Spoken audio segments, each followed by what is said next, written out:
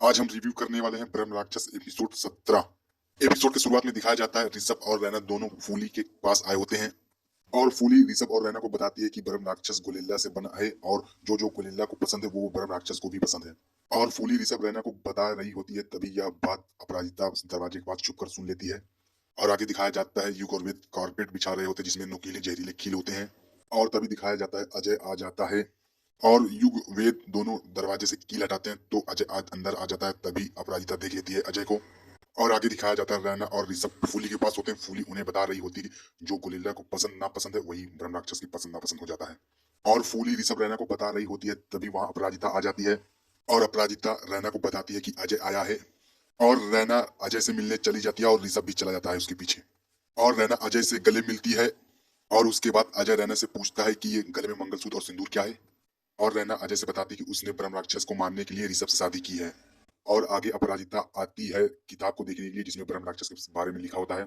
और तभी वहां पर फूली आ जाती है। अपराजिता फूली से मदद मांगती है ब्रह्म राक्षस को मारने के लिए।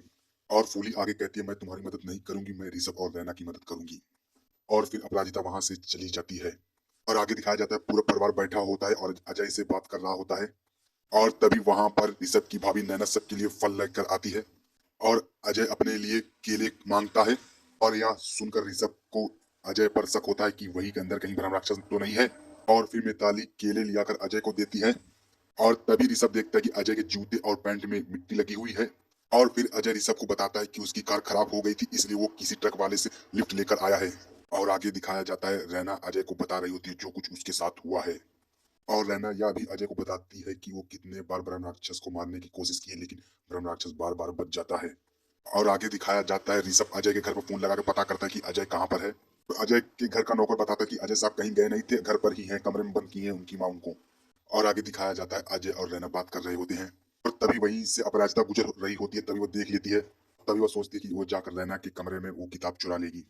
और आगे दिखाया जाता है ऋषभ को लगता है घर में कोई है और वो आवाज देते हुए पास जाता है तो वहां अपराजिता होती है। अपराजिता और ऋषभ बात कर रहे होते हैं, तभी वहां पर रैना और अजय भी आ जाते हैं। और ऋषभ रैना को खींच कर अपनी तरफ कर लेता है और पूछता है कि तुम यहाँ क्या कर रही हो। और आगे रैना ऋषभ से पूछती है, तुम यहाँ क्या कर रहे हो। और ऋषभ आगे कहता है, मैं तुम्हें देख रहा था। और आगे दिखाया जाता है ऋषभ रैना कमरे में आ जाते हैं। और आगे रैना ऋषभ से पूछती है कि बाहर वो उसका हाथ पकड़ के क्यों खींचा था। ऋषभ रैना का काफी देर बहस होता है। और आगे ऋषभ कहता है, मैं जा रहा हूँ बाहर किताब लेकर बाहर पढ़ने के लिए। और रैना ऋषभ को नहीं जाने देती, दरवाजे पर खड़ा हो जाती है। और तभी ऋषभ और रैना को दोनों को धक्का लगता है, वो दोनों बेड पर गिर जाते हैं और अंधेरा हो जाता है और पूरा घर हिलने लगता है। और आगे दिखाया जाता है ब्रह्म राक्षस ने पूरे घर को अपने हाथ से उठाया होता है। और आगे दिखाया जाता है इसी वजह से पूरे घर में उथल पुथल हुआ होता है। ऋषभ रैना और पूरा परिवार इधर उधर गिर रहे होते हैं। और आगे दिखाया जाता है अचानक से रुक जाता है, तभी वहां पर अजय आता है। और ऋषभ अजय से पूछता है कि वो कहाँ गया था। तभी अजय ऋषभ को बताता है कि उसकी मॉम का फोन आया था जो वो बिना बताए आया था यहाँ पर। और आगे दिखाया जाता है अपराजिता खुद ही से शीशे में देखकर बात कर रही होती है, तभी वहां पर ऋषभ आ जाता है। और ऋषभ अपराजिता को बता देता है कि उसको शक है कि अजय के अंदर ही ब्रह्म राक्षस है। और आगे ऋषभ अपराजिता से पूछता है कि वो ब्रह्म राक्षस को मारना चाहती है कि नहीं। और आगे अपराजिता कहती है, हाँ मैं ब्रह्म राक्षस को मारना चाहती हूँ। और जैसे ही अपराजिता आगे कुछ कहने वाली होती है, तभी ऋषभ उसे किताब दे देता है जिसमें ब्रह्म राक्षस को मारने वाली बात लिखी होती है। और आगे दिखाया जाता है रैना पूरे कमरे में ढूंढ रही होती है किताब को। और तभी वहां पर ऋषभ आ जाता है कमरे में। और आगे रैना ऋषभ से पूछती है कि वो किताब कहाँ पर है। और आगे ऋषभ रैना को कहता है कि वो किताब तुम भूल जाओ क्योंकि मैं जानता हूँ ब्रह्म राक्षस कहाँ पर है। और रैना ऋषभ से पूछती है कहाँ पर है, तो ऋषभ बताता है कि वो अजय के अंदर है। और ऋषभ रैना को सारी बात बताता है अजय के बारे में। और आगे ऋषभ कहता है तुम्हें मुझ पर भरोसा ही नहीं है। और आगे रैना ऋषभ से कहती है, तुम चाहते हो मैं तुम पर भरोसा करूं तो बताओ कि वो किताब कहाँ पर है। और आगे दिखाया जाता है अपराजिता को पता चल जाता है कि ब्रह्म राक्षस को कैसे मारना है। ऋषभ रैना को लेकर अपराजिता के पास आया होता है, अपराजिता होती नहीं वहां पर।